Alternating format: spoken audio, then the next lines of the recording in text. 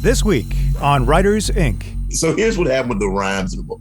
I wrote them very nervously. This is Questlove. This is someone who worked with one of the greatest lyricists of all time, Tariq Trotter, Black Thought. And so I was like, hey, this is just me trying to start the creative process. If you don't like them, please change them. And he was like, no, man, these are pretty good. For him to say these are pretty good was the highlight of the whole experience for me. I was like, all right, I'm good. I mean, I'm fine now. I don't need any more awards. I don't need any more acceptance. Questlove said this little rhyme that I wrote in the beginning of the book is pretty good. So I'm like, I'm done for the day. Thank you. Tip your bartenders and waitresses. J.K. Rowling was nearly homeless when she wrote the first Harry Potter book. Stephen King penned Carrie on a small desk wedged between a washer and dryer. James Patterson worked in advertising and famously crafted the Toys R Us theme song long before becoming an author. Join New York Times bestseller J.D. Barker and a panel of industry powerhouses as they pull back the curtain on some of the world's most prolific authors. Where did they start?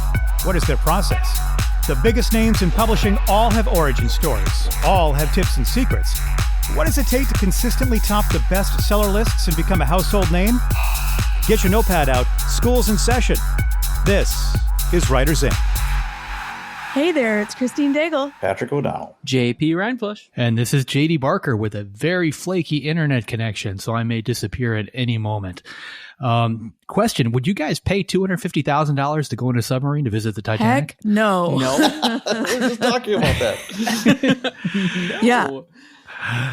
It depends if this is the maiden voyage. Is this the maiden voyage? I didn't know that this was even a thing until this popped into the news, and obviously it's a horrible situation for everyone involved. But like my wife and I were talking about this last night, and I was like, yeah, hell yeah, like I would do that in a heartbeat. Like I would pay to go into space, and I have jumped out of airplanes. Yep. Like I feel like we're only on this planet one time. And if that time gets cut a little bit short doing something crazy or fun, at least you've got that experience behind you. I would have done it like 20 years ago, but now I wouldn't because I have some sense. But when I was 20, I totally would have done it. It's different when you have kids too, right? Yeah. Like that changes things. Yes. Yeah. It's a little different too if you work in quality and you're like, I need to know all of the safety inspections.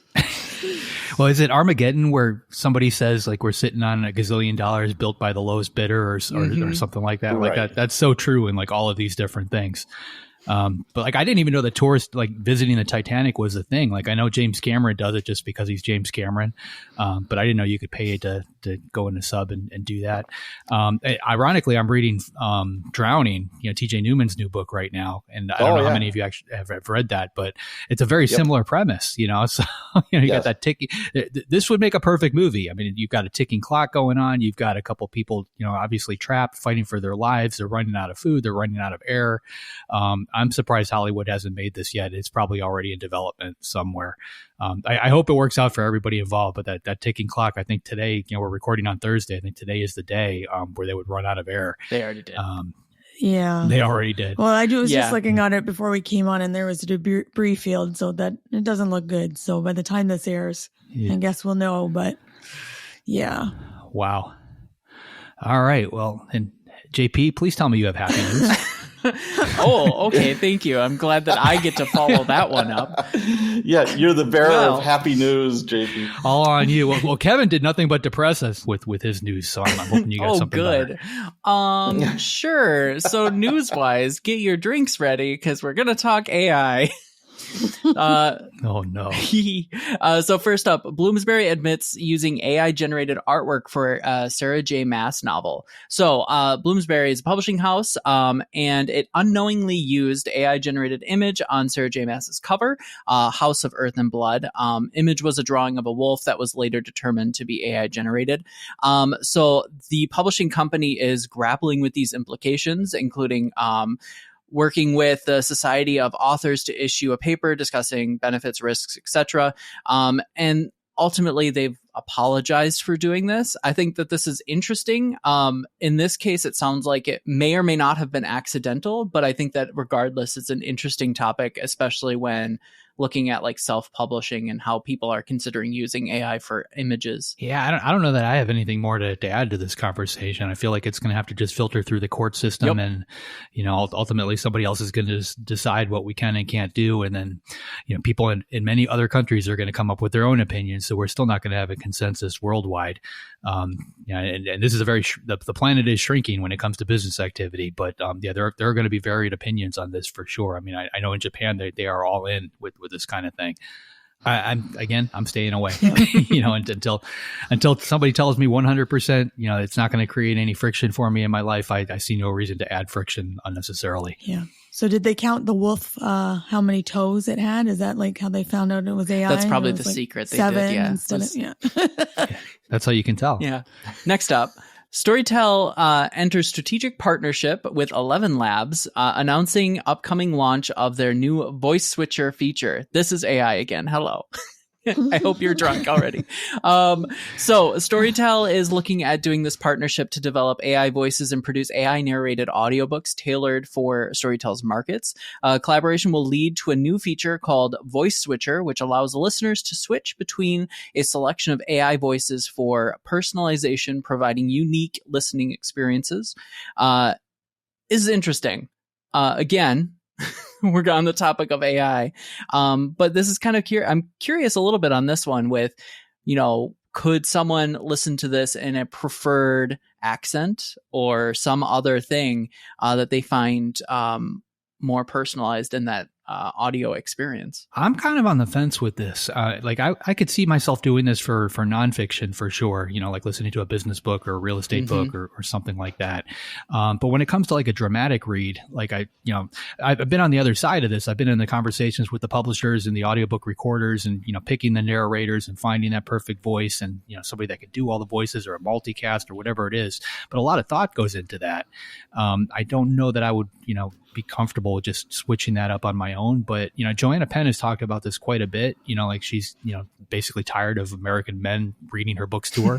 And I totally get that, so we'll see where it goes. I think on the fiction side, it's, obviously it's just not there yet. There's no emotion in the actual voice, but I'm sure that's coming probably by Tuesday. Yeah. I mean, it is interesting, right? I know like when I have Word read my stuff out to me, I do have a preferred voice because it gives you the different voices. And right. Yep. I've heard other authors talk about, difficulties they've had if they've picked an accent that's authentic to their work that maybe doesn't resonate with an American audience, that can be a difficult sell. So it is interesting. I'm curious to see how that will play out. And just AI narration in general. I think I've talked about this before because I really struggle with it, and I'm sure it's going to get better and better, but I'm also old and I struggle with auto-tune. So, it just may be that like younger generations don't care. And so it'll be interesting to see how that goes. Somebody sent me a version of Baby's Got Back yesterday that was sung by Elvis. and it sounded like Elvis. And oh, God. Yeah. Well, I don't have anything to add. Welcome to the future, everybody. The future is here, for better or worse. Yeah, there's a bunch of things on YouTube that I was watching that's all the different former presidents playing like Pokemon together and stuff. So you can watch that on YouTube if you want. There you go. I'm honestly waiting for somebody to break this out. We've got a presidential election coming up next year. Like we're going to see some deep fakes, I think for sure, that are going to come up. Absolutely. That's going to make this a very interesting election. For sure. Yeah, people believe what they want to believe anyway, though. So I don't know how it's going to make any difference. True. Okay. Last bit of news is not AI, I think. Okay. So this was a book show panel, and it highlighted how publishers use data, including sales track records and social media followings, making decisions on how they acquire new titles. The data doesn't necessarily override editorial discretion, but it is intended to complement it. And so this panel really talked about like what kind of draws them in, what makes them select who they might be working with, who's the reader that this author is writing to, how are they connecting to them, and ask some various levels of questions that really help them determine who they're going to pick. I found this interesting. I think that it's difficult. It kind of highlights the difficulties of breakthrough authors and trying to predict those sorts of trends. And it kind of suggests to me that if you're looking to get into traditional publishing, you probably want to have a pretty decent following at this point. I've got nothing on this one. I see the publishing world just tightening up, and everybody is doing everything they possibly can to squeeze that penny out and try to make things profitable. Can't fault them for doing it. It's basically just another algo, another way to hopefully streamline the business process. Yep. And, we've always known it's especially important for nonfiction to have a platform. Traditionally hasn't been as important for fiction, especially since for fiction authors, social media doesn't tend to sell books. But, if that's what publishers are looking at, that's something you have to consider for sure. This episode is brought to you by AutoCrit. One of the most value-packed memberships for any author, AutoCrit brings you an amazing suite of tools that make it a breeze to plan, write, and edit your books all in one place.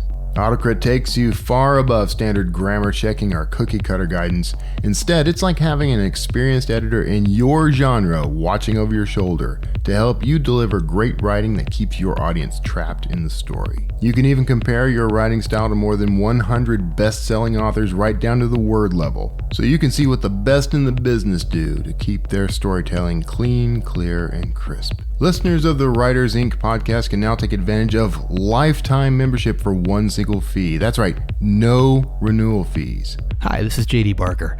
I've used AutoCrit for years, and not only has it improved my writing, but it's been a crucial tool with aspiring authors that I've mentored. Whether you're a seasoned pro or just beginning, it'll help you find your weak spots and weed them out. Give it a shot with your latest project. Trust me, your editor will thank you. Head to autocrit.com/JD to get your lifetime membership. Big thanks to AutoCrit for sponsoring the show. Okay, so JD, who's up this week? This week we've got New York Times bestseller S.A. Cosby. He recently co-authored a children's book called The Rhythm of Time with Questlove. So he's going to tell us all about it. Here he is, S.A. Cosby. So you have a new book out, co-written with Amir Questlove Thompson, The Rhythm of Time, which tells the story of 7th grader Raheem Reynolds and his brilliant friend Kasia Collins. As a birthday present, sets off time travel adventure that lands Raheem in Philly in the late 90s, which is amazing. And it's already a New York Times bestseller. So congratulations on that. That's awesome. Oh, thank you. It's mind blowing to hear that. I'm someone who is, I guess, more known for my crime novels, more adult fare. And so to have a bestseller in the kids' world, and also have had one last year in the crime fiction world is an incredible achievement that I am just, it feels very surreal. So I'll just leave it at that. Yeah, I can imagine. And yeah, like you said, you usually write crime novels, Blacktop Wasteland, Razorblade Tears. What made you decide to do a middle grade book? Well, Amir Questlove's people approached me.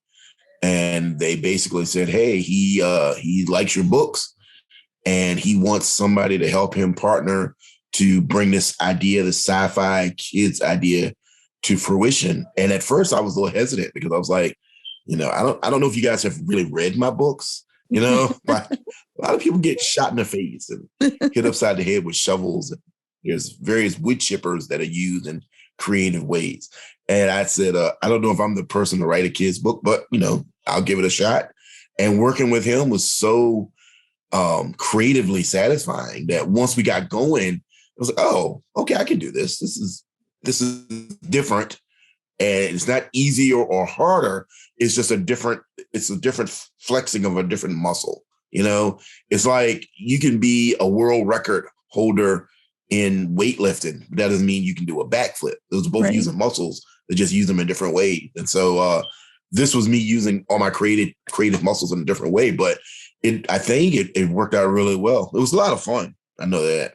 Yeah. And, I enjoyed it. I don't usually read middle grade, but I read this one and I enjoyed it. So that's awesome. So you said Questlove's people approached you. What does that look like? Like, how does that happen? I'm just having all these imaginings in my head. Like, where were you? How did they contact you? How did this collaboration come to be? I was at home, minding my own business. Actually, I was writing the book that comes out in June that I have called All Sinners Bleed. So I was working on that, and that's a very dark book. That's a super dark book. And I was in kind of a dark headspace. And so anyway, my agent calls me up and he says, hey, do you think you can, make it to New York City? Amir Thompson wants to meet you and wants to talk about possibly working together, collaborating. And I was like, you mean, I said, let's make sure we're talking about the same person. You mean Amir Questlove Thompson, founder of The Roots with Tariq Trotter, Black Thought. And he was like, yeah, that Amir Thompson. Well, okay. All right. That's crazy. That's insane. I don't think I want to do that. And he was like, what? I was like, I don't think I can do it. I am such a Roots fan. I'm such a hip hop fan, that to just hear those words in the same sentence with my name was crazy. But my agent, who's a very smart man named Josh Gessler, convinced me to come to New York to visit. We had like Amir calls it an adult play date to kind of feel each other out and see where we were mentally. And we were pretty much on the same page. We're just two, big old nerds. He's from Philly, I'm from Virginia, and our lives have been obviously very, very different. But the things that we like, the interests that we have are shockingly simpatico. And so when we got to writing the book, it was like, oh, wow, we can do this. We are on the same page, literally and metaphorically. But yeah, the initial phone call was just, I didn't believe it. Like, is this a prank call? So you flew down to New York. Yeah, exactly. And what is this? What does an adult play date look like? Like, where do you meet in New York? Where do you hang out? What goes on an adult play date? I mean, it's just me and him and my agent and his manager.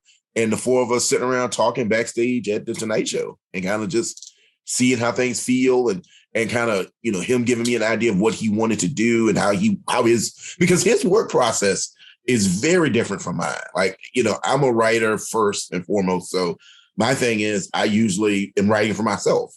I haven't done any collaborations in the past. And so it's usually me. I have a semi-regimented work style, but I'm still very flexible. His is way more fluid and way more, I don't say avant-garde. That's not the word I'm looking for. It's just more inspiration driven. Mm-hmm. I'm very much a blue collar writer. So when I get up 9 o'clock, 10 o'clock, whatever, I sit down, I write for 2 hours, I take lunch, I write for 2 more hours. I came from a 9-to-5 background. So my style of working when I work on a novel is very much still rooted in that sort of 9-to-5. Where Amir is totally different. It's, he comes from a, musical family. His dad and mom were musicians. He traveled with them as kids. He's traveled as a musician. So he has to strike when inspiration strikes. So that can be 3 a.m. in the morning. It can be 9 a.m. It can be 10 o'clock at night. Whenever that hits, he would text me like, hey, this is something we should work on. Or I think this is what the kids should be doing. Or can we add, more dinosaurs in the third act? And so it took a little getting used to that, because it would be like 2 o'clock in the morning and my phone would go off.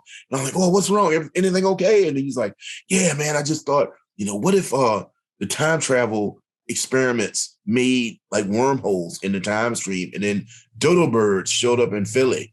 And I was like, all right, man. I mean, that's cool. We could have probably talked about it at 9 o'clock in the morning, but whatever, It's like, but I say that that's sort of a joke because working with him was just one of the most creatively satisfying experiences of my life. Seeing somebody whose mind works the way his does up close, it must be. I remember this quote. Billy Crystal said this about Robin Williams. He said, watching Robin up close is what it must feel like seeing, this was big tennis star back in the day, Yvonne Lindell serving. And that's what it feels like when you work with him. It's like watching, somebody, it's like watching Justin Verlander throw a fastball or watching, Mike Tyson in his prime. It's such an incredible explosion of creativity that for me, it's almost like, oh, wow, there are too many ideas. I'm usually the person that has to be told to coalesce my ideas or bring them. And it was like, I was kind of playing that role because he is so ferociously creative. And I mean, in the best possible sense of the word ferocious. It's just his mind works at 1 million times a minute. And it was fun trying to keep up with it. Yeah, it sounds like a fantastic experience. So I'm curious about, collaborating can be difficult sometimes. So I'm curious about how the mechanics of that work. So what did that look like actually in the process of writing? Were you drafting pieces together? Was someone for second drafting? Did you use an outline? Like, what did the collaboration process look like? Now that's funny because I don't like outlines in my own personal writing. Mm-hmm. Like I abhor outlines. I think outlines are constricting. But because this is a collaboration and we were, going to be a different parts of the country at different times, we had to use the outlines so we were on the same page. And basically what it was, he would write something and then would ask me to look at it. I'd write something, ask him to look at it. Sometimes I would go ahead of him and then he would come behind me and read up and like, oh no, I don't like that. Let's change this. Or yeah, that really works. Let's carry this on. I'll continue working on it. And so it really was a true like collaborative effort from the both of us. A lot of the main plot points were his idea, that he wanted it to be a time travel book. He came up with the idea about it being a telephone. I sort of contributed to Cage's personality and he contributed to Raheem. So it was a true collaboration. And it was funny because I think with someone like him, it is fun to work with because I could see being with someone who's not as creative, who, you kind of have to pull ideas out of, with a record truck. That would be more difficult than with him, where it's just ideas flowing all the time. It's, a communal back and forth exchange of ideas. And so that just made it just a lot of fun. There was nothing off the table working with him. And I thought that was fascinating, time travel, there's dinosaurs in Philly, there's time vortexes, secret agents, everything was available. And we just had to shape it into a cohesive narrative, which I think we did. I've reread the book since we finished it, and it's really fun. It moves really fast. I mean, I'm saying that because I co-wrote it, but it's like, I like it a lot. Yeah, and I thought it was definitely a lot of fun. So I'm curious, who wrote the rhymes in the book? Was that collaborative too? What's funny? Everybody, I think people would assume that, but so here's what happened with the rhymes in the book. I wrote them very nervously. This is Questlove. This is someone who worked with one of the greatest lyricists of all time, Tariq Trotter, Black Thought. And so I was like, hey, this is just me trying to start the creative process. If you don't like them, please change them. And he was like, no, man, these are pretty good. For him to say these are pretty good was the highlight of the whole experience for me. I was like, all right, I'm good. I mean, I'm fine now. I don't need any more awards. I don't need any more acceptance. Questlove said this little rhyme that I wrote in the beginning of the book is pretty good. So I'm like, I'm done for the day. Thank you. Tip you bartenders and waitresses. Yeah. So you were recently on the Jimmy Fallon show, which is awesome. And you mentioned that you were an old hip hop head. So I'm curious who you loved back in the 90s. Oh, gosh. Oh, my gosh. So I was a huge Nas fan, Jay-Z. There's a group called DOS Effects that I loved. Of course, Wu-Tang. I think, everybody love, Wu-Tang for the children. I was a huge Eminem fan, Dr. Dre, Snoop. Some other bands that I don't know are as well known. There's a band called Souls of Mischief out on the West Coast in the Bay Area that I really like. I was rapping in E40. I was a big Southern hip hop fan too. So I'm a huge Outkast fan. I love Outkast. Like Outkast and Nelly and all those like sort of Southern Midwest rappers. So, my my musical playlist because I listen to playlists when I write, sometimes it's all hard rock. So it's all Tool and, Sepultura and then it's some that's all grunge. So it's all Pearl Jam, Nirvana, Soundgarden, Mudhoney. And then I have all hip hop playlists. And then I have a playlist that's just everything mixed together, which is the way I like to listen to music most of the times anyway. So I'm a huge music aficionado. The last year I saw Nas in concert, and then I also saw Bruce Springsteen in concert. So that's the width and breadth of my, and then throw in the middle Garbage and Postmodern Jukebox. So my musical tastes are like my reading tastes. It's all over the place. Yeah, I think, you're speaking to me because I was, a teenager in the 90s too. And it was just a mix of every type of music, and all those bands were so fantastic. I think the 90s were just so musically rich. Maybe I'm biased, but I'm with you there. And I saw the Roots appeared in the book. They got a little shout out there. Yeah, that was fun. It was very meta. I enjoyed us putting that in there. I had to kind of nudge him to do that. He didn't really want to do it. And I was like, no, it'd be cool that you guys are referenced. And then it ended up being really cool, I think, in the way it was used. So I thought it was cool too. And I have to ask, is Raheem intentionally an anagram of Amir? Was that intentional? I like doing that because I like anagrams. But at first, I think he was like, no, let's not do that. And then it was like, it'll be cool. And the people that'll pick up on it will feel really smart. And the people that don't pick up on it, it won't matter to them. You know, it'll work either way. And so people that have picked up on it are like, yes, I got it. And the other people are like, oh, that's cool. I didn't know that. So I thought it worked out really well. Yeah, that was super fun. So I have to ask, you said it was like flexing a different muscle. So it's like doing a backflip instead of weightlifting. What's harder about writing a children's book and what's easier?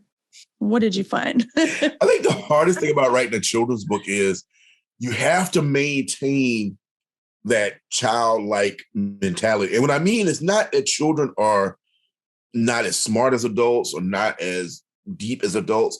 They see the world in a different way. You know, I had to remember what it's like to be 12 years old, be 11 years old. And the things that I'm afraid of now were not the things that I was afraid of at 11.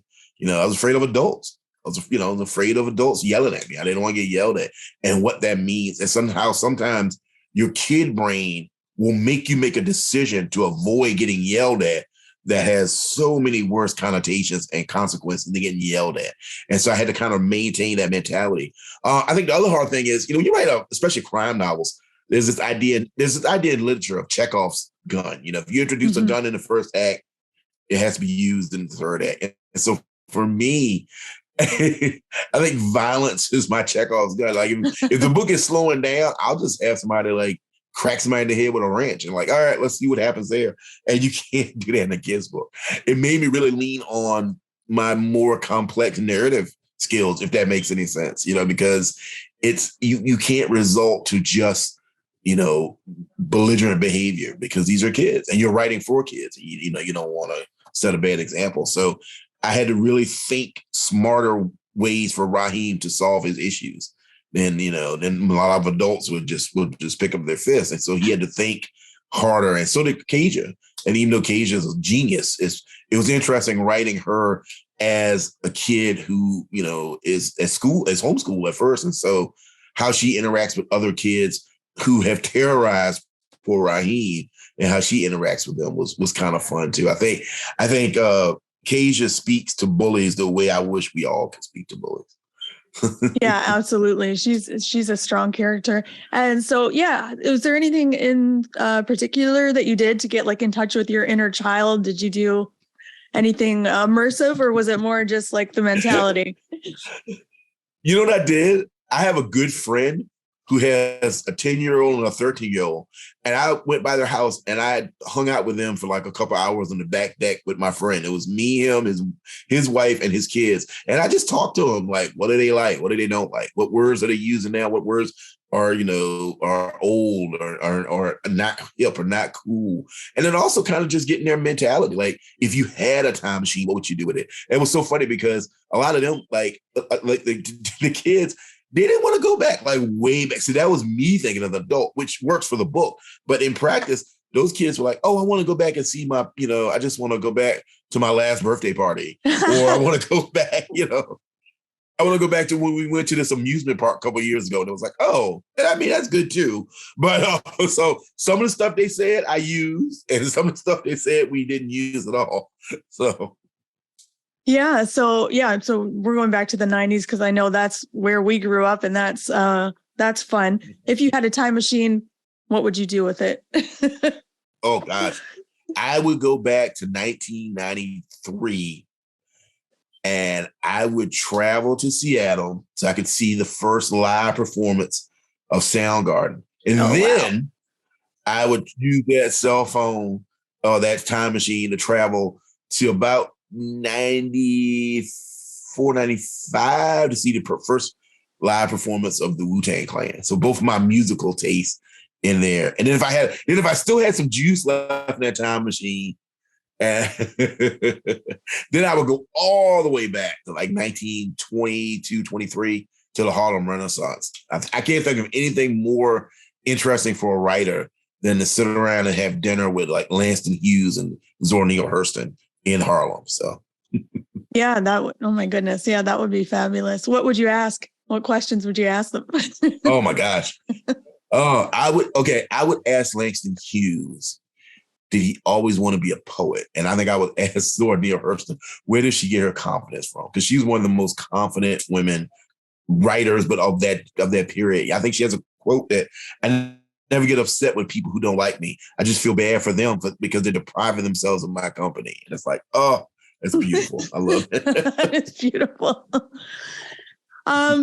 So with this book, I'm just curious, as it's the children's books, what are your hopes for it? What are your hopes for the book and what the book does for middle grade and other kids? That's a good question. I hope that kids of all ages, kids of all ethnicities, backgrounds, will see in these characters kids who aren't conventionally cool, but they're cool within their dynamic. They like each other. They're friends. I was not the coolest kid growing up, but I had a really strong core group of friends from like 5th grade to graduation to high school graduation. And even though we were sort of quote unquote outsiders or outcasts, we weren't outcasts within our group. You know, we cared about each other. We looked out for each other. And I think the biggest thing I took from it, which I'm sure is a different answer than Amir has, is that I love Raheem and Kaja's friendship.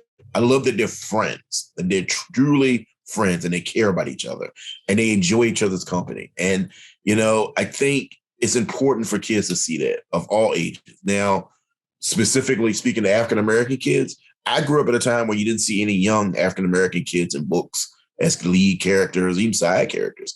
So seeing a sci-fi adventure with the state of the, with the state of the universe at stake, and seeing 2 young Black kids from Philly, save the day, I think that will mean a lot to African-American kids of color. And I hope that that's what they take from it.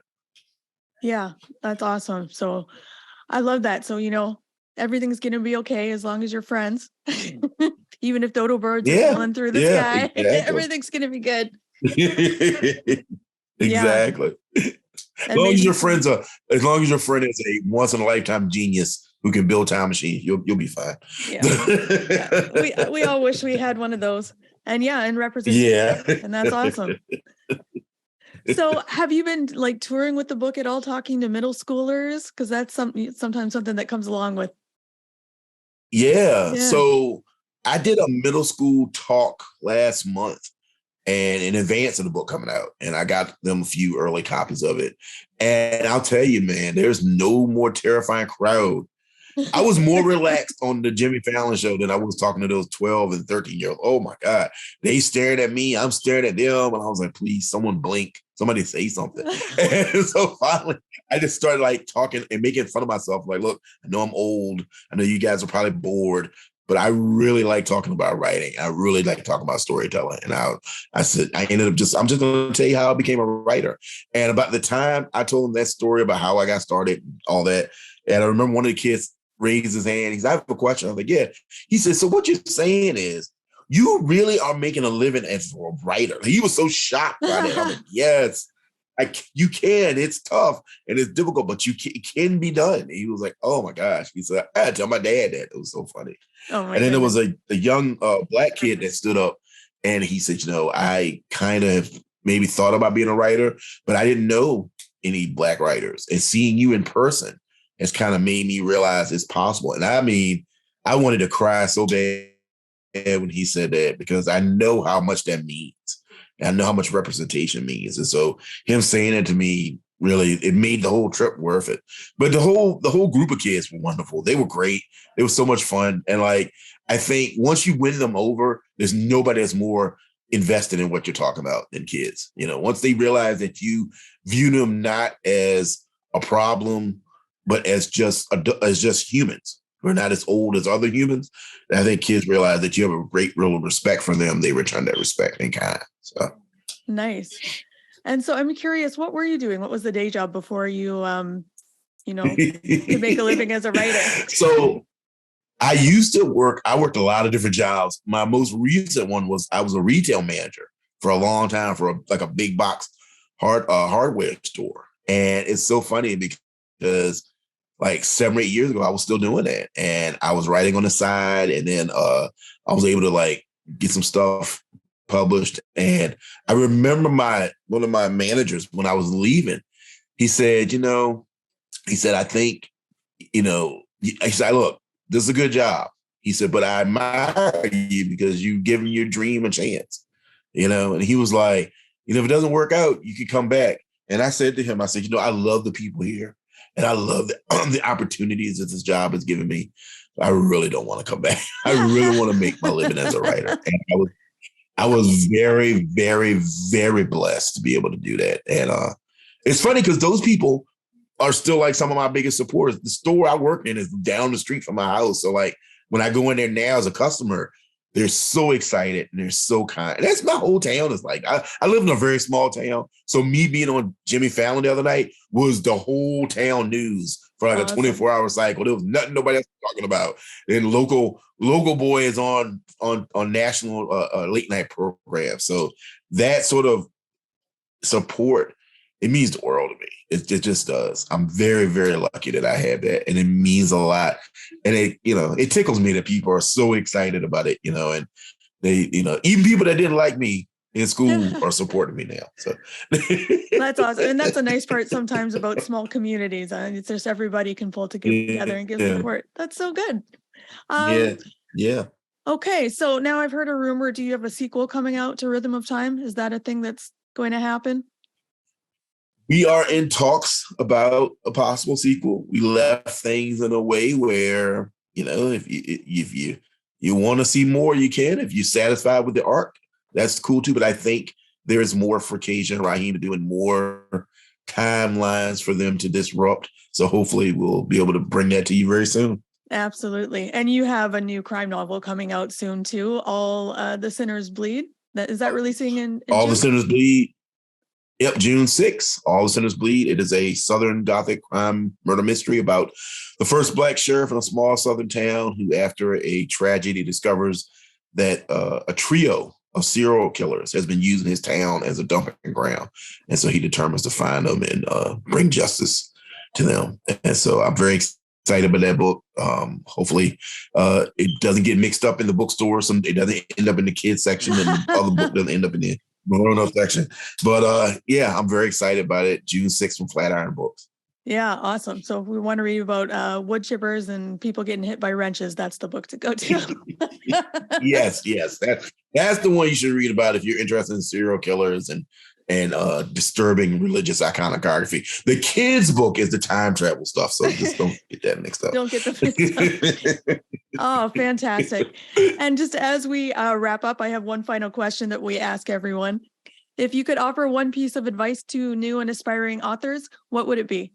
Find the story that only you can tell and then tell it endlessly, because there is a story that only you can articulate.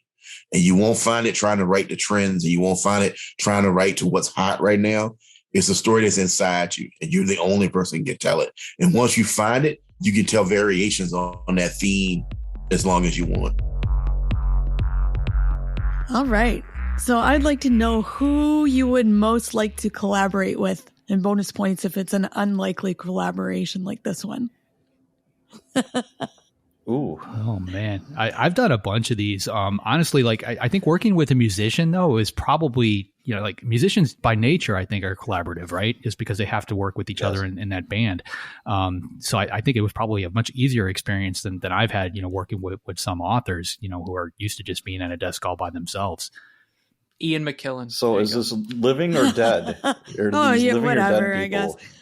Well, however you like. Okay, I would say Tom Petty, because I'm a huge fan, and he was one of the best songwriters like ever. He could spin a story in 3 or 4 minutes, and he didn't waste words. And it would have been so interesting to sit down with him and his Southern drawl and just talking about whatever. And I think he would have been very, very interesting to sit down with and collaborate with.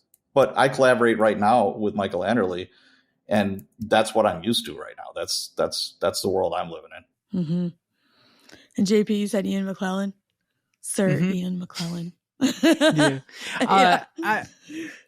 I mean, you Shakespearean trained actor, just decades of work, and seeing that through his lens would just be fantastic. And I feel like that voice is just such a great voice to capture on the page. That's cool.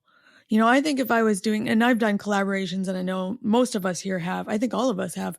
I think I'd like to collaborate with someone that has a very different style than I do, just so that like I could learn something. So someone who's more, what do you call it, literary, because I'm a pretty commercial writer. Maybe someone like Kelly Link or China Mieville, who have a very different style than I do, because I would love to learn. It was interesting talking, though. I think, JD, you've had this experience too. You were not an outliner until you started collaborating. And it sounds like Sean was the same. Do you think outlines are like vital for collaboration, or do you think you could pants it? I think it helps. I mean, when I wrote Dracul with Dacre, you know, it was, we didn't have an outline, but we had a ton of material. We had notes that Bram had left behind. We had journals, we had diaries, we had pictures, we had a lot of things that we could basically put together. And that's sort of what we did. We created a timeline and just sort of dropped all these different things in there and created an outline based on that. You know, it's when you've got multiple cooks in the kitchen, it helps to have a recipe. I think otherwise you just end up tripping over each other. And you just touched on a really good point. Like I've worked with a lot of other people, you know, on whether it's books or whatever. And if you're both the same, like it really doesn't bring anything to the table. You really want two very different people. Like in this case, I think it worked great. But you have to, you know, at the very beginning, I think you have to establish who is good at what, you know, who is going to bring what to the table, and kind of define those two roles, just to make sure you're not both reaching for the same, you know, you're not both cooking eggs at the same time. You're both doing something different. Yeah. And I thought it was really interesting. Go ahead, Patrick. No, I was just going to say that is if you're going to like pants it with a collaborator, it's much more labor intensive. You're going to be going back and forth a lot. Whereas if you're going to do an outline, it's much more clear, concise, and you're going to save a lot more time. And one more author, just to throw it in there, Ian Fleming, because he's so freaking cool. That would be I cool. would totally like to have written with him. Yes. But yeah. So JD, to your point about being different, I thought it was interesting how Sean described himself as more of a blue collar writer, where Quest was more of an inspiration-based writer. I am definitely a blue-collar writer. I'm curious about you guys. Yeah, I think I'm in that same boat, very much blue collar. You know, again, and going back to Dracul, you know, it was a similar situation to what Sean described. You know, like I, you know, had the book in front of me. I knew what chapter we were on, and I would get a phone call from Dacre with some idea totally out of left field that, you know, at face value didn't quite make sense until you think about it, and then all of a sudden, wow, that's a really cool idea. Let's squeeze it in somewhere, and it's not something I would have come up with on my own. And I think that's the vibe that you want in this type of relationship. Yeah, for sure. Anyone else? We're all blue collar writers. Sweet. 100% No inspiration based blue writers. collar all blue the collar. way. Just get in the chair, write the words. Yep. So I did think it was interesting listening to talking about techniques to kind of get in touch with your past, to use that in your writer, whether your inner child or past experiences. And I think you know, we were talking about Ray Bradbury, who used to do that. He used to go to his childhood home and stand there and like try to recall memories. Do you ever do anything like that to try and get in touch with past experiences or where you might have been earlier in life? I've got a pretty good memory. Like I can dial back and remember what things were like at 5 years old and things like that if I want to. I think for a lot of people where I've worked with authors trying to do this, and you know how your parents tend to keep a lot of your old stuff, the pictures you drew when you were in elementary school, your old report cards, you know, things like that. I've encouraged people to go back and look at that and try, you know, to tap into that particular age. Because if you see something you drew when you were 11 years old, or you see a picture of the bike that you had when you were 11 years old or something like that, it'll jog those memories in you and allow you to tap into that. I think it's key. I mean, if you don't do that, you're basically an adult pretending to be an 11-year-old, and it's not going to come across right. Dialogue is totally different. Word choice is totally different. Emotional reactions are totally different. You really need to get into that character's head. Yeah. I don't necessarily need to like go to the physical location, but it's similar to what JD is talking about, where it's just kind of like you pull up those memories and then you kind of put yourself in that space. Part of it is just like not allowing that childhood to quote unquote die, but to like respect its existence and then kind of reflect back on that. And I think that there's this like childlike or innocent like mindset that I still retain. And I remember like, especially going into the day job and not writing for years, like that kind of vanishes, it kind of diminishes. And it's something that you have to constantly like recall, like you don't have to be the quote unquote adult you expected you were going to be. Like be that person that wants to explore emotion, wants to explore all those pieces, and then you'll be able to kind of unlock or pull back on those pieces. Yeah. One thing I wonder about is we use our camera phones for all of our pictures, right? When you're taking a picture at an event or whatever, you use your camera phone, then 3-4 years later or 5 years later, depending who you are, you get a new phone, and hopefully the rest of those pictures will transfer over. And like physical photos really aren't a thing, except for very special occasions like a wedding or something like that. But I was cleaning out my basement and I found pictures of me when I was like 9-10 years old, and all these memories come flooding back. And I'm thinking to myself, are these going to be around? Are you going to archive all these old photos? I mean, I'm sorry, the new photos that you're taking right now that, maybe you're going to want to see 10 years from now or 15 years from now. Where are they going to be? Because you're not going to have a shoebox full of pictures, most likely. You'll have to go to AI and ask. That's to recreate your childhood. I'll have the microchip in my head, and then I'll just like, bloop, oh, there we go. Yeah. Had to get that third one in for that third child. I'm surprised, honestly, that there's not a service for that, like some company that just takes the phone of some recently deceased person and uploads all the photographs and creates like some type of like a Facebook type page or something where you can go back and review those. That being said, there's a lot of stuff on my phone I don't want anybody to see, so I guess you have to pick and choose. But between my wife and I, like we take probably 10 to 20 pictures a day, related to my daughter and just silly stuff. Absolutely.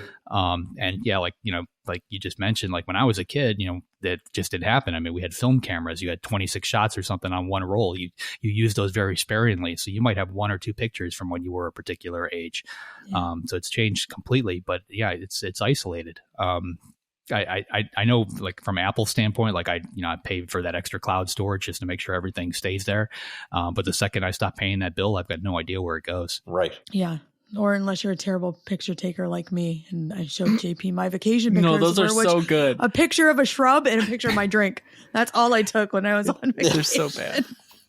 I will remember this from the shrubbery. It was a trillium. Come on, that's kind of cool. Anyway, I want to know, would you ever write a children's book? I'm so fascinated by this because it's just like when Sean was talking about, the things that scared him were his parents yelling at him. And children's books are just so thematically different. I mean, I had this experience when I read, I guess it would be a young adult book late in life from an author I love, but never had read her young adult stuff, always adult. And everyone loves this book. And it just didn't resonate with me because thematically I was so far past that. Those ideas of fairness and independence and, that resonate with young adults. I don't know how you do that thematically as an adult. I don't know if I could do that. I'm curious about you. Would you do young adult or middle grade? I think I'm going to try it, and I'm going to cheat because I have a daughter. I mentioned last week, my daughter, like she disappeared for like an hour and she was in my wife's office and she literally wrote a book. Like she drew pictures and she wrote text underneath it and she stapled it all together. And like, that's what she was doing for like an hour. And she had a beginning, a middle, and an end. So I could see that evolving to the point where she comes up with a story idea, that does resonate with kids because she is one. And I can sit down as an adult and I can basically turn it into, basically take it to that next level. Creating a children's book is insanely hard. I still, we read to our daughter every single day. I have no clue why she wants to hear some books hundreds and hundreds of times and other ones she just cast aside after one reading. Just something in those books grabs them. It's very difficult to figure out what that magic formula is. Yeah, I remember a few years ago, there was a graphic novel. I can't remember if it came out in print or online that was written by a 5-year-old and illustrated by his 25-year-old brother. It was called Uni Baby. Does anybody remember this? There was like Avocado Soldier, just whatever the kid was coming up with, the brother would like put it together and draw it. But I think that was more popular with adults than kids. But I mean, it was something. It was really creative. I think it would be fun for you to do a collaboration with your daughter. Put her name on it. Somebody's got to take over the family business. I mean, honestly, like at that age, like they, when she's with other kids her age, like they've got their own language almost, certain things make them laugh that, adults are totally clueless about. It's almost like a little code, and like this, you can tap into that. And, I want to encourage that as much as possible too. So we'll see. Watch the bookshelves, coming soon. I think it would be a lot tougher than what you would imagine. I think it sounds like, that's not so bad, but I think it would be a lot trickier than what we imagine it would be until you start digging into the weeds. And, it's like, I'm a big fan of Jocko Willink.